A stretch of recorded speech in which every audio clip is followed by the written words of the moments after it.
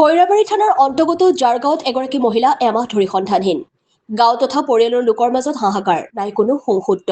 উল্লেখযোগ্য যে ভেৰগাঁও বিধানসভা সমষ্টিৰ খৈৰাবাৰী থানাৰ অন্তৰ্গত জাৰগাঁৱৰ বিশ্বনাথ চৌহানৰ ৫৬ বছৰীয়া পত্নী পানমতী চৌহান যোৱা ২৮ জুন তাৰিখে ৰাতিপুৱা ৮ বজাত ঘৰৰ পৰা নিৰুদ্দেশ হৈছিল মহিলাগৰাকী। আজি প্ৰায় ২৮ দিন বিভিন্ন ঠাইত বিচাৰ খোচাৰ কৰি সম্ভেদ পোৱা নাই পৰিয়ালৰ লোকে। অতি পৰিতাপৰ বিষয়, খৈৰাবাৰী আৰক্ষী চকীত এজাহাৰ দিয়াৰ পাছতো আৰক্ষীৰ ফালৰ পৰা এই পৰ্যন্ত কোনো ধৰণৰ সঁহাৰি নোপোৱাত হতাশাত পৰিয়ালৰ লোকসকল। কোনো হৃদয়বান ব্যক্তিয়ে মহিলাগৰাকীৰ সম্ভেদ পালে 7086495684 নম্বৰত যোগাযোগ কৰিবলৈ পৰিয়ালৰ লোকে আহ্বান জনাইছে। খৈৰাবাৰীৰ পৰা চিন্তু কলিতাৰ প্ৰতিবেদন AIN লাইভ। ওদালগুৰি জিলা খৈৰাবাৰী থানা, মোৰ ঘৰ চাৰগাঁও। আমাৰ মানুহ এজন হৰাইছে, ঘৰৰ পৰিয়াল তেওঁ হৰাইছে।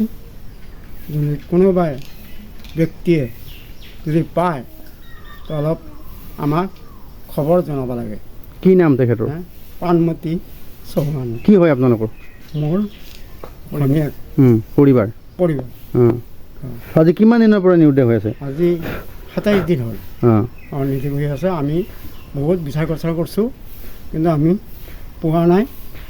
একবাৰ আমি এই লংকাত আমি গম পাইছিলোঁ যে মানুহজন ওলাইছে, নিউজত দেখা পাইছোঁ, কিন্তু এই ভিডিঅ' কৰি দেখাইছিল মানুহটোক। পাছত আমি গ'লোঁ তাতে যাই পেলাই আমি একো সন্ধান পোৱা নাই।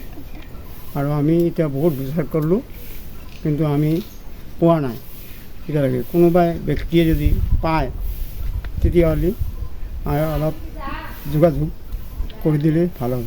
বয়স কিমান তেখেতৰ? বয়সৰ ৫৫ বছৰ।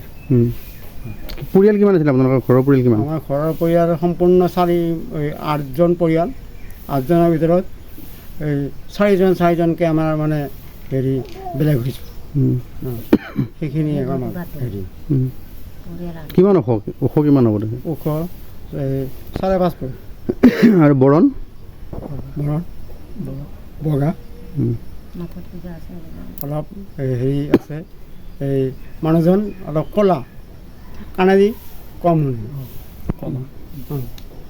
এওঁলোকৰ যিজন বৃদ্ধা নিৰুদ্দেশ হ'ল আজি ২৭ দিনে হ'ল, কিন্তু মাজতে এটা গম পাইছিলোঁ প্ৰায় ৬-৭ দিন পিছত এটা নিউজ এটা পাইছিলোঁ লংকাত মানুহজন পাওঁ বুলি। আমিও নিউজ পাইছিলোঁ, কিন্তু তাত লাগি মানে লৰালৰিকৈ গ'ল তেওঁলোক, কিন্তু তাতে বোলে বস্তুটো মানে মানুহজন পোৱা নাই। তাৰপিছত তেওঁলোকে এতিয়া যাওঁতে আজি প্ৰায় ২৭ দিন অতিবাহিত হ'ল, কিন্তু এতিয়ালৈকে কোনো সংসুত্ৰ হোৱা নাই। এতিয়া থানাতো বহুত থানাত জনাইছে, থানাৰ পৰা আকৌ এওঁলোকক সঁহাৰি পোৱা নাই।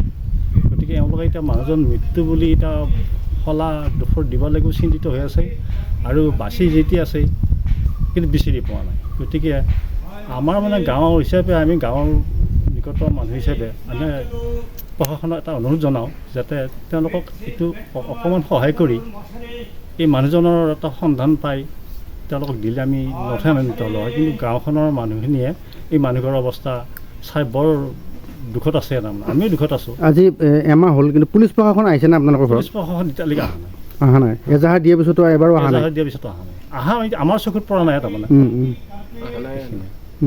খবৰ লোৱা নাই, মানে খবৰ লোৱা নাই। আমি ফোনো কৰিছোঁ। যে প্ৰশাসনক কি আহ্বান জনাব? তেওঁলোকে এতিয়া গৃহস্থ কি আহ্বান জনায়, কিন্তু আমি গাঁও হিচাপে কৈছোঁ কি প্ৰশাসনে অলপমান মনোযোগ দি তেখেতসকলে অকণমান এই ঘৰখন অকণমান সহায় কৰি দিলে অলপ উপকৃত হ'ল হয়। তাৰমানে এইখিনি কৈ দিয়ক, ফোন নাম্বাৰটো কৈ দিয়ক। কি নাম্বাৰ যোগাযোগ কৰিব? এইটো নাম্বাৰটো হ'ল এইটো যোগাযোগ কৰিব লগা নাম্বাৰটো 7086495684 মোবাইল নম্বৰ এইটো আছে। এইটো নম্বৰত যোগাযোগ কৰিব যাতে আমি বিচাৰি আছোঁ। আৰু এজনে ফাঁকি মাৰি কেনে মজিবুৰ ৰহমান তাৰমানে ২০০০ টকা আমাৰ ভণ্টিৰ পৰা পইচাটো লৈ কেনে তাৰমানে এতিয়া ফোন চোনো ৰিচিভ নকৰে। আজিৰ পৰা মোটামুটি ধৰক ২০ দিন মানে হ'ল।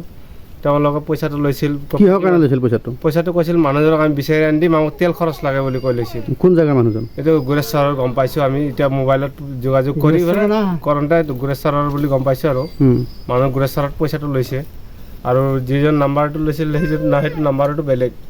সেই নাম্বাৰটো আমি থানাত দিয়া আছে। তেওঁ থানা যোগাযোগ কৰি এতিয়ালৈকে বিচৰা নাই। সেইটো আমি যাতে বিচাৰি পাওঁ বুলি এটা আশা কৰি আছোঁ। প্ৰশাসনে কি কৰে এতিয়া। কি নাম আছিল সেই মানুহজনৰ?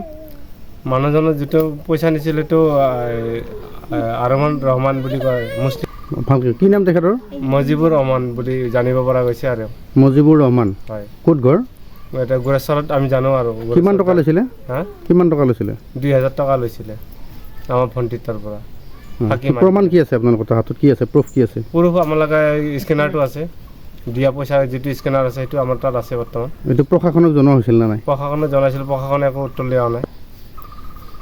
এতিয়া কি আহ্বান জনাব প্ৰশাসনক? কি আহ্বান জনাব? প্ৰশাসনে এতিয়া বিচাৰি কাৰণে যদি ওলাই দিব পাৰে তেতিয়া আমি প্ৰশাসনক অনুৰোধ জনাইছোঁ যাতে আমাক পইচাটো ওলাই দিয়ে আৰু মানুহজনকো পাৰে যদি বিচাৰি দিবলৈ অনুৰোধ জনাইছোঁ আৰু। যিকোনো খবৰ আৰু বিজ্ঞাপনৰ বাবে যোগাযোগ কৰক 7896121996।